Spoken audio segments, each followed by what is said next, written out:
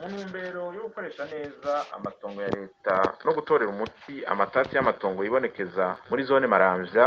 Dans la perspective de mieux gérer les terres domaniales et résoudre les différents conflits observés actuellement dans la zone Maramvya, le ministère de l'Environnement, de l'Agriculture et de l'Élevage, avec celui de l'Intérieur, du Développement communautaire et de la Sécurité publique, ont conjointement organisé un travail d'identification et de délimitation des terres domaniales situées à Maramvya.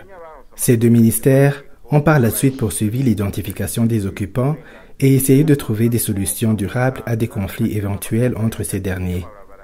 Une équipe conjointe a été mise en place par ces deux ministères pour l'identification des occupants légaux, illégaux et irréguliers.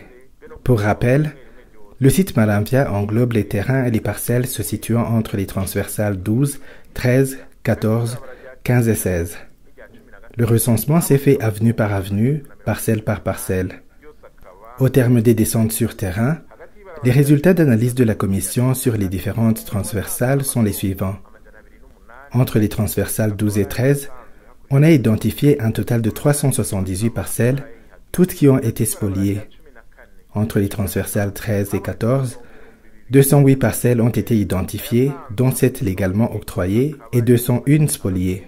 Entre les transversales 14 et 15, on a identifié un total de 2049 parcelles, dont 1607 légalement octroyées, 432 spoliées, 10 doublement octroyées et sur la partie non viabilisée, 965 parcelles toutes spoliées. Sur la partie Buterere-Mairie, 583 parcelles identifiées, dont 16 légalement attribuées et 567 spoliées. Sur la zone tampon, centre de négoce, 29 parcelles identifiées, dont 3 légalement attribuées et 26 spoliées. Après analyse des résultats de l'enquête et des documents consultés, la commission a formulé des propositions de solutions aux différentes situations. À l'issue de l'analyse de ce dossier, ainsi que des propositions de la commission, le Conseil des ministres a apprécié le travail élaboré par la commission mise en place, car le rapport donne un éclairage sur la situation de ces parcelles et a formulé les observations et les recommandations suivantes.